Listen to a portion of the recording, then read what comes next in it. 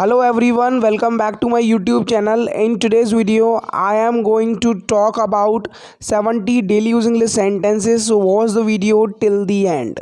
हम कुछ भी साबित नहीं कर सकते हैं whenever you don't have any evidence, so we can't prove anything. मैं साबित कर सकता हूँ खूनी कौन है. I can prove who the murderer is. मैं कुछ भी साबित करने की कोशिश नहीं कर रहा हूँ. I am not trying to prove anything. तुमने मुझे गलत साबित कर दिया. You proved me wrong. So the next sentence is तुम ये साबित नहीं कर सकते हो. You can't prove that because you don't have sufficient amounts of evidence related to that. You can't prove that. काश मैं ये साबित कर पाता.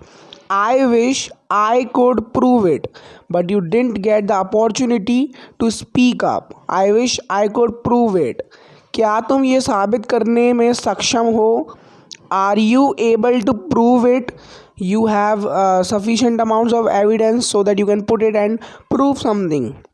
वो सोचता है वो ये साबित कर सकता है. He thinks he can prove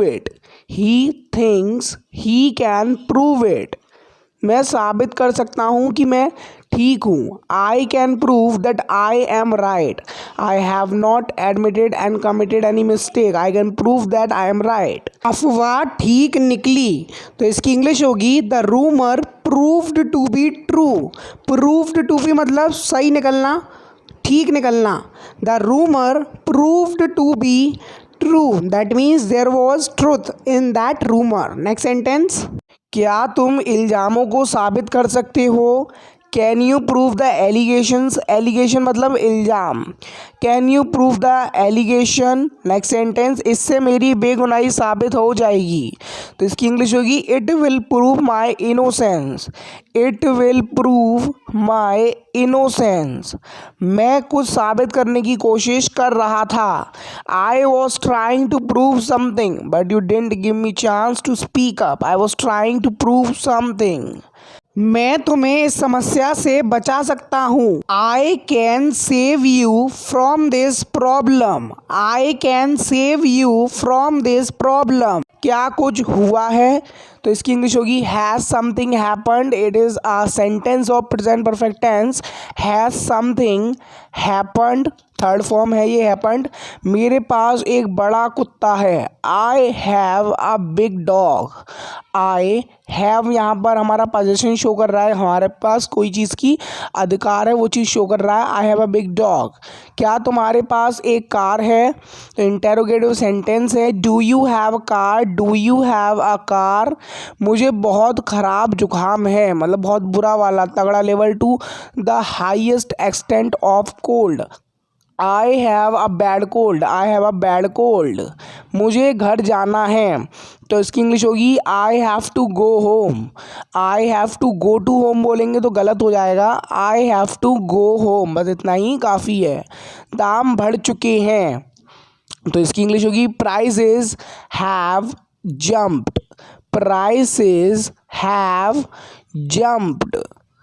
तुम्हें दर्द कहाँ है. Where do you have pain. What is that exact position और part of the body in which you are feeling pain. Where do you have pain. तुम्हें बुखार नहीं है. Just you are feeling weakness from inside of body but you don't have a fever. क्या तुम्हारे कोई tattoo हैं. Because tattoos have become a trend for today's youth. Do you have any tattoos. हमारे पास काफ़ी समय है. So we can easily think over any topic because we have plenty of time. मुझे दवाई लेनी है, तो इसकी इंग्लिश होगी I have to take medicine. I have to यहाँ पर नेसेसिटी शो कर रहा है, I have to take medicine, मुझे दवाई लेनी है। तो आ चुका है हमारा question of the day in which I am going to ask you translation of a sentence. Sentence है अपनी औकात में रहो, तो आपको ये ट्रांसलेट करना है सेंटेंस इनटू इंग्लिश। आपको आता है तो you can definitely let me know in the comment section below. हमने ज़्यादा मज़े नहीं किए, तो इसकी इंग्लिश होगी we didn't have much fun. We didn't have much fun. हमारा कल टेस्ट है, we have a test tomorrow. We have a test tomorrow and we have to perform well in that test. तुम्हें ऐसा नहीं करना चाहिए था, you should not have done so. You should not have done so. जब तुम्हारे पास समय हो तब ये करना, do it when you have time. Do it when you have time. I am not forcing you to do this work right now. क्या तुम्हारा कोई भाई है, तो इसकी इंग्लिश होगी do you have any brothers. Do you have any brothers. So the next sentence is समय की नज़ाकत को समझो, तो इसकी इंग्लिश होगी understand the delicacy of time. Understand the delicacy मतलब नज़ाकत ऑफ टाइम, समय की। मेरे पास करने के लिए बहुत सारी चीज़ें हैं, I have many things to do. I have many things to do करने के लिए तुम्हें मेरे साथ आना है। You have to come with me. Don't go with anyone else rather than me. You have to come with me. I will show you the way. क्या तुम्हारे पास बहुत सारा समय है? Do you have a lot of time? Because you usually waste your time roaming around the town. Do you have a lot of time? मेरा कोई बच्चा नहीं है, I don't have any children. I don't have मतलब नहीं है, I don't have a car मेरे पास car नहीं है, I don't have a bike आप ऐसे बना सकते हो। मेरे पास तुम्हारे लिए एक सरप्राइज़ है, I have a surprise for you. I have a surprise for you. तुम्हें ज़रूर सर्दी लग गई होगी, you must have caught a cold. You must have caught, caught से थर्ड फॉर्म है कैच की, अ कोल्ड। क्या तुम्हारे पास कोई शिकायत है, do you have any complaints regarding to this hotel where you are staying? Do you have any complaints? क्या तुम इस आर्टिकल को पढ़ चुके हो, have you read this article? Don't pronounce it read, have you read third form है ना, तो read pronounce करेंगे this article, इस आर्टिकल को। काश मेरे पास एक गाड़ी होती, you are just wishing but you don't have। I wish I had a car, I wish I had a car तुम्हारे पास काफ़ी समय था, but you wasted all your time in doing something, I don't mind and the consequences in front of you, you had plenty of time। मैंने अच्छा नाश्ता किया, that means healthy नाश्ता किया, I had a healthy breakfast. I had a healthy breakfast. मुझे उसके गाने अच्छे लगते हैं, that gives me relief whenever I listen to that particular singer song. I like his songs. वो अपनी नौकरी गंवा चुका है, he has lost his job. He has lost his job, he was not performing or doing good in his job, so now he has lost। उसकी आंखें नीली हैं, तो इसकी इंग्लिश होगी his eyes are blue। his eyes are blue। उसके पास खुद का कमरा है, he has his own room। he has his own मतलब खुद का कमरा, रूम। मैं उसके टैलेंट की प्रशंसा करता हूँ, आई एडमायर। एडमायर मतलब प्रशंसा करना उसके टैलेंट की, his talent, I admire his talent. वो अपने लक्ष्य को पा चुका है, तो इसकी इंग्लिश होगी he has achieved his goal. What will be its English? He has achieved his goal. उसकी मम्मी ठीक थी, his mother was right. Whatever her mother और his mother was trying to make us understand that was totally correct but we was just taking it wrong at the time. उसकी कहानी ठीक लगती है मतलब सच्ची लगती है। His story sounds true. His story sounds true.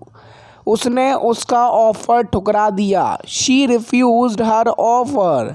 She refuse, ठुकराना, मना करना, उस सेंस में आप यूज़ कर सकते हो। उसका ऑफर, हर ऑफर, मैं उसके प्लान से सहमत हूँ, तो इसकी इंग्लिश होगी I agree with his plan. I agree with his plan. वो अपने परिवार को छोड़ चुका है। He has left his family, now he is living alone because he has left his family. वो सबको गाली देता है। He abuses every one, it is present in definite tense, he abuses every one. ये फिर कभी मत करना, never do it again because it is totally wrong, what ever you are doing it is totally wrong, it is considered to be totally wrong. चलो ये करते हैं, तो इम्परेटिव सेंटेंस है लेट्स से हम बना सकते हैं लेट्स डू इट।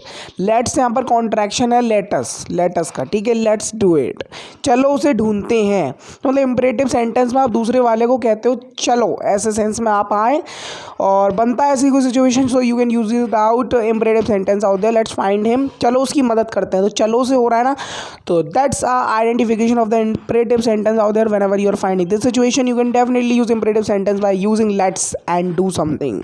उसने अपनी नौकरी को क्यों छोड़ा? Why did he quit his job? Quit मतलब छोड़ना होता है और लीव मतलब भी छोड़ना ही होता है। Y did he leave his job? उसने अपनी गलतियों को माना। ही admitted his mistakes, finally he confessed that I have admitted these mistakes. वो बूढ़ा लगता है। ही लुक्स मतलब लगना, दिखना, इस दो सेंस में आप यूज़ कर सकते हो। He looks old. कुछ मत कहो, सो whenever someone is trying to make you understand, don't pass any comment over it, but otherwise somebody will get offended. Don't say anything, he can say don't say anything. मैं तुम्हारी भावनाओं को समझता हूँ। I understand your feelings. I understand your feelings. Next sentence, वो अपना कमरा साफ कर रहा था। He was cleaning his room. Past continuous tense it is. He was cleaning his room. तुम क्या कह सकते हो? What can you say? Can is a modal verb used as what can you say? Say मतलब कहना। उसका परिवार बहुत बड़ा है। His family is very large. His family is very large.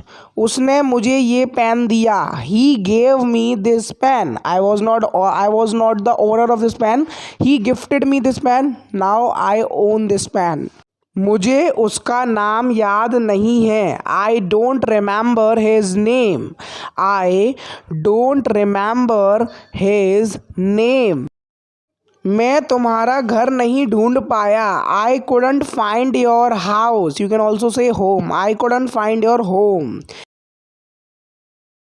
Next sentence, मैं उसका नाम भूल गया, तो इसकी इंग्लिश की I forgot his name. There is nothing wrong in forgetting someone's name if someone doesn't do anything to make his name remember to you, so that is his fault. ठीक है, तो मैं मिलता हूँ आपसे नेक्स्ट वीडियो लेसन के साथ। तब तक के लिए देखते रहिए इंग्लिश का ज्ञान YouTube channel. Keep practicing, have fun life and just keep learning English because English is very important nowadays whenever you are finding and whenever you are appearing in any competitive examination. So English is definitely must.